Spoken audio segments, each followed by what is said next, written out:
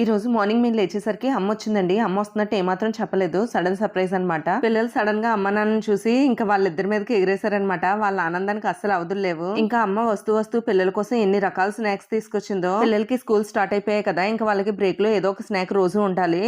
అలాగని బిస్కెట్స్ అవి పెట్టలేం కదా, నేనైతే అసలు పెట్టిన అలాంటివి. బాబుగడికి ఇష్టమని గులాబీ పూలు, మా వారికి ఇష్టమని కొబ్బరుండలు అయితే చేసుకొచ్చిందండి. కొబ్బరుండలు మా వారికి చాలా చాలా ఇష్టం. అలాగే గోరుమిట్టీలు అయితే పిల్లలకి చాలా ఇష్టంగా తింటారండి. అమ్మ పిండి వంటలు చాలా బాగా చేస్తుంది.